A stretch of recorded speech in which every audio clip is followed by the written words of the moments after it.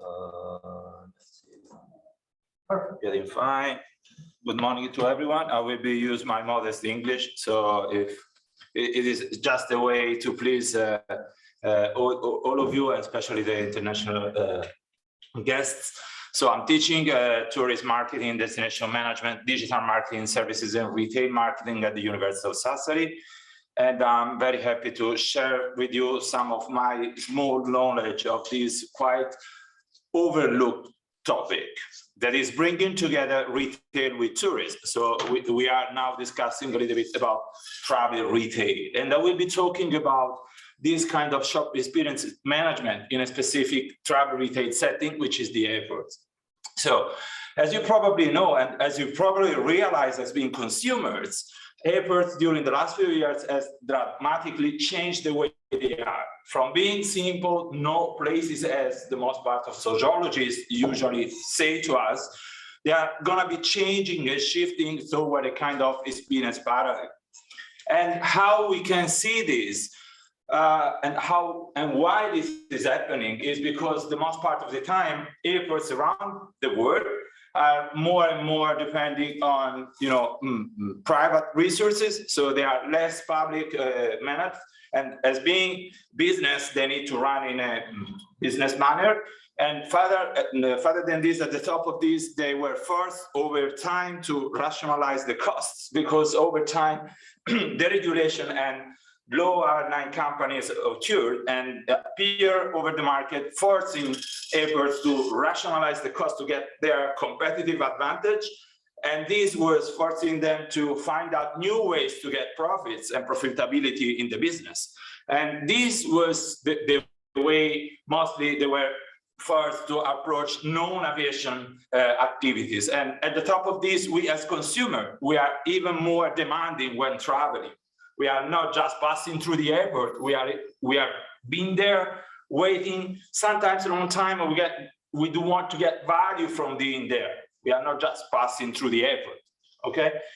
So this slide is just showing you how these kind of non-aviation related profits are growing over time.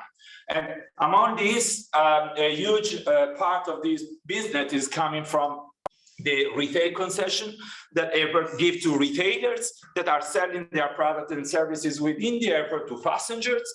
And then, of course, other kind of expenses that are related in some sense to retail. Think about food and beverage, for example, or all the things that you buy when staying at the airport.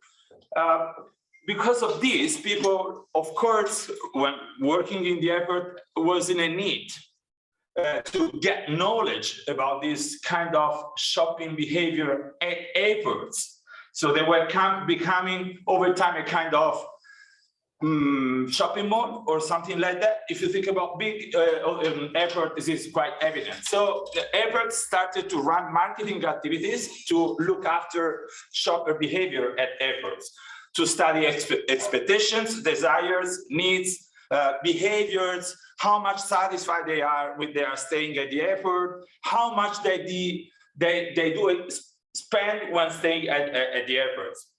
All these information that is going on in the business was somehow orienting academic research, because if we as researchers want to study the reality and we want to exert also an impact over the society, we are driven in some sense in identifying our research goals by the industry. This is at least, Martina knows me quite well.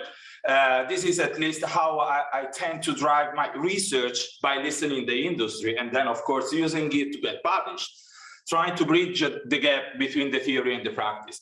So let's say that in the last few years, even outside tourism and transport-related journal, this topic was gaining attention. You can see here Journal of Retailing and Consumer Services, which has nothing to do with tourism and hospitality or airport in the proper sense.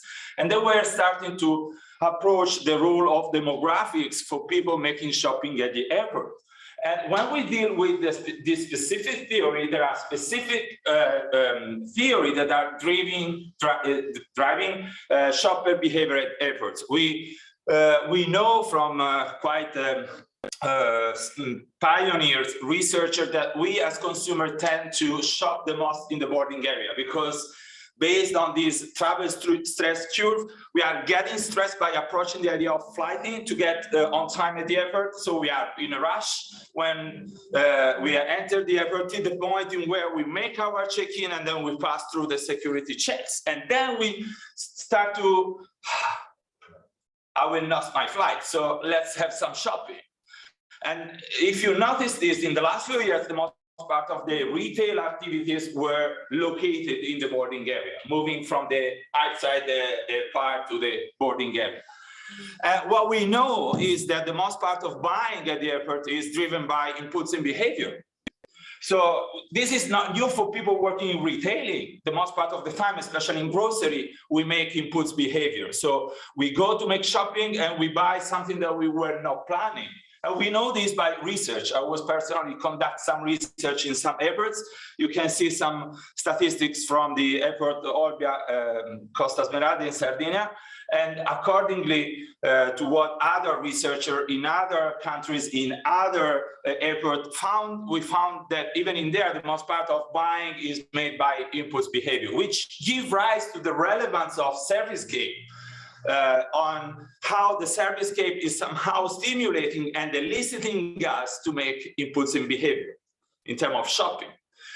Despite this, I must say that when compared to what it has been done in general in retail literature, we have little or almost inexistent literature focusing on the influence of servicescape in eliciting shopping behavior in airports, despite the fact that we know in non-retail in airport. So you might ask yourself why we should investigate in airports, because retailers in airport is a different, completely service setting when compared to traditional retail. So the traditional theory that are gonna be provided by the most part of researchers working in retail marketing are not necessarily said to be working in this specific service setting. Then, even in tourism journal, because of this concept of travel retail, some research started to appear. You can see here, I'm sharing some example, a paper that was published in Tourist Management not so long time ago that was trying to profile shoppers at the airport. And then we know by some business-oriented research, which are the most part of, which are the most bought product when being at the airport. And as you can see in here, there are some products like wine and spirits or food or handcraft that are really relevant, because we know that we as tourists, we tend to complement our shopping behavior at the destination as being part of our souvenir shopping behavior. So before to leave, we buy something to be brought back home for us or for others as a memento of what we did at the destination. And among these, we bring back home a piece of local identity and authenticity, which means the most part of the time, food and wine or leather made by locals or handcraft products, or sweets that are traditional from that countries. And this is explained also by more recent research in management, I would tend to say, in different fields. You can see here a journal from the transport-related world, Journal of Airport Transport Management, who is showing us which are the most preferred items for us when we are in the airport. And why I'm stressing this point, because we are nowadays today talking about the role of airport as places that has meaning for people and that are somehow showcasing the destination. So creating a linkage between what was not a place in the past and what is by definition a place nowadays, which is the place we decide to visit, okay? At the top of this, let's say we could say that till recent year, we had almost no knowledge about the specific shopping behavior related to food and beverage at the airport. So I decided to start to run research on this topic, and you can see here a couple of papers. One was published in Dohan journal, so I was very glad to be there. And we were somehow interested in investigating how much passengers are satisfied with the food and beverage related offer in airports. And others, what we did was to try to identify which are the main categories that drive the shopping behavior. And to do this, we were somehow measuring by statistics, a double-headed model, how much the social demographic, the travel-related variables, and the mode of your check-in, so flight-related variables, are influencing first the likelihood of making behavior in terms of shopping and the intensity, because sometimes it's not just a matter of buying, it's how much you buy, how much you spend. So we were interpreting these two different decisions as being two independent decisions. We were measuring through a double-headed model the influence that those variables was exerting. And then we discovered, as other colleagues in Spain, that, for example, travel partner matter. I'm a fan of family tourism. I don't know if it is because I have a daughter who is 10 years old, but probably it is. When I'm traveling, now it's going to be older, so I don't have such problem. But when I'm going around, even in making shopping at retail, I do not have enough time with my wife to select product because my daughter is getting annoyed.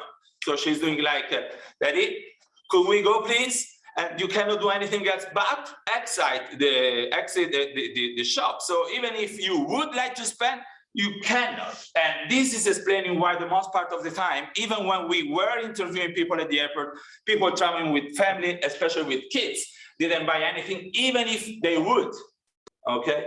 And this is giving rise to, rationally, to why many airports around the world are investing to become much more family friendly, because they get money. So nowadays, if you pass through some airports, you see some, toys or calcio balilla or any kind of entertainment that are specifically targeting kids, for giving parents the possibility to relax and to make shopping, like a playground or something like that. What we still doesn't know so much are those reasons that prevent us to make shopping. Something that in the retail-related literature we call stressors. What we know from airport-related literature is that one of the most relevant barriers is time pressure. You are in a rush and you cannot pay and you cannot spend money for making shopping. But we know in retail marketing that we could have much more stressors.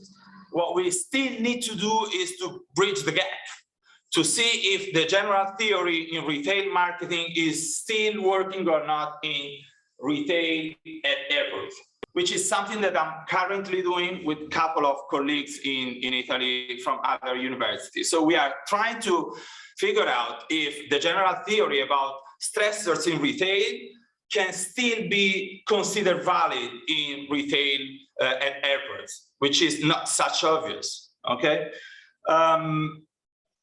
And indeed, we can start to observe this by looking at the new way of selling of airports.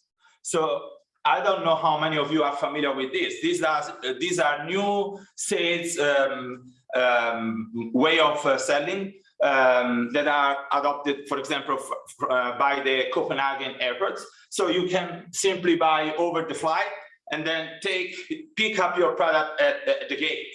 So you make buying behavior while waiting on the flight. You cannot do anything else but probably jumping down, but I don't think you would.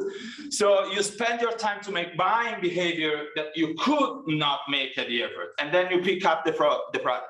Or you tend to buy over the plane to pick up your product at the transit area because you need to rush to get your flight connection. So you are traveling from Madrid to Rome and from Rome to Bangkok. You have very limited time to make shopping at the airport. You buy on the flight, and then you pick up the product that you have already paid on flight at the transit area before to embark in the other flight. Or you could make buying behavior at home and then bring your product at the gate. But even in here, I'm providing some, let's say, suggestion for future research. We do not know how this kind of selling is currently working with customers. There is no academic research that can inform the practice and vice versa in this topic. So it could be a fruitful research area where to concentrate our research. The reason why airports started to run marketing research are many. So if you think about, among the others, Abu Dhabi airports, they run 30,000 interview surveys each year. And the reason why they do this, which costs a lot, is to have insights to be shared with the retailers to inform their assortment strategy, to develop the route. So one of my best friends working in the airport in Orbea Costa Smeralda is the route development manager. So he used the marketing research we conduct together to decide from which country to open new flights, because those kind of passengers spend more in the airport, and sometimes is monitoring also this point, they are spending a lot over the destination. And this gives me the possibility to question ourselves on what this kind of marketing research can further provide to get closer to destination management and tourist marketing, which is the main topic today. So to create this link, I would tend to say that quite recently, researchers in the field of tourism start to realize that airports play a role in orienting destination choice selection, as you can see by this piece of paper. And others were somehow suggesting, which is obvious, when we enter a new destination, the airports or the travel retail is the first encounter, the moment of truth for us traveling in a certain place, and is the last one. So further than driving destination choice selection, they are also responsible for a small piece of the memorability, it could be positive or negative, that we have toward the destination we are gonna be visiting or we have just visited if we are going back home. I'm almost finishing, so I should be on time. And another key point is that given that this is kind of uprise in transforming airports from known places to experiential, meaningful place where lots of people pass through and they are mostly travelers, even if they are residents. What they are starting to do is to bring the destination inside the airport, to showcase the destination as soon as you enter the destination at the main getaway. So what they do, for example, this is an example from airport in Orbea Costa Smeralda. I hope that you don't mind if I'm advertising the place in where I'm currently living. So what they do, they organize exhibition showcasing the giants in Monte Prama, which are very famous all over the world or start to become. So when you pass through the airport, you can get there to have a cultural-driven experience. Maybe you could even decide to go to visit that museum while staying at that place. It's a traditional marketing strategy that from a museum point of view, you could use to showcase your heritage in a dynamic manner rather than pretending that come to visit you immediately without any kind of pre-view or trailer of your offer. Or you can organize wine tasting, food and wine tasting or cooking show at the airport. So yesterday we had a very nice dinner, and while I was eating and having fun with my friends that I was not meeting since a long time, I was enjoying watching at the window of the restaurant in where we were, because locals were making the pasta that I was possibly eating, and that was entertaining me. And it could be even at the airport. You can organize exhibition.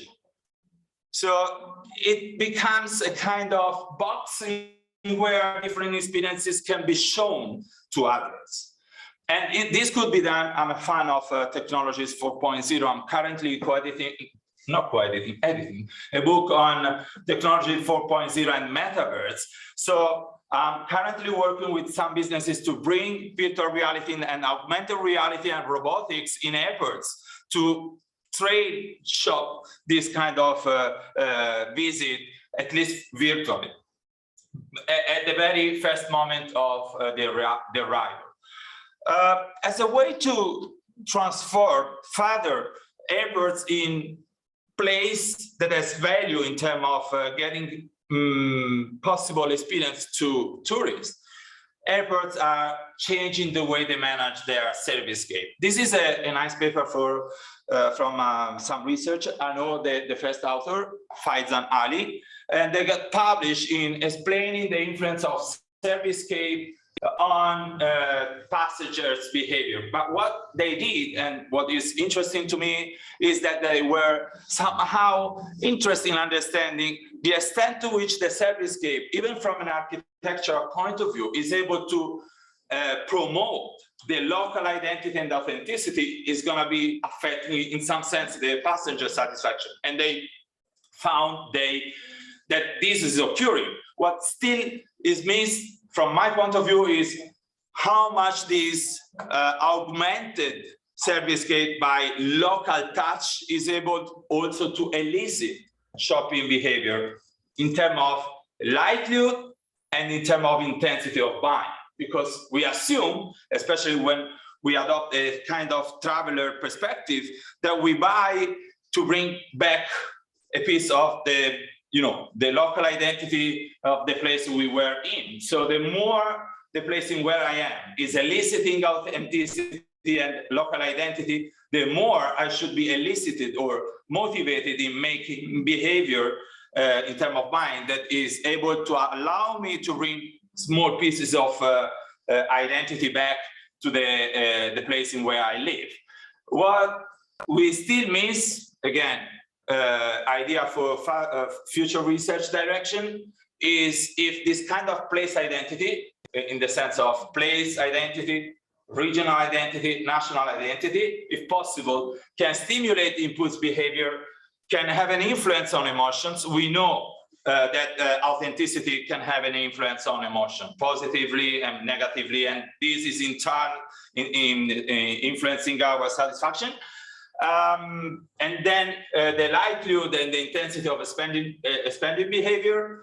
And this is a quite new concept that is starting to appear in tourism, and I found it really intriguing. The tourist intensification, which means that, okay, I saw this stimulus, and this is driving me in getting curious to get more and deeper knowledge about the place. So I'm seeing something at the servicescape at the airport, I'm getting curious, and I'm starting to browse the internet or to gather any kind of other information that can give me the possibility to get more in touch with what I have just seen in a small piece when being at the servicescape in the airport, while experiencing an e-servicescape because I was doing something in augmented reality. I have finished, I'm done. Thank you for your attention.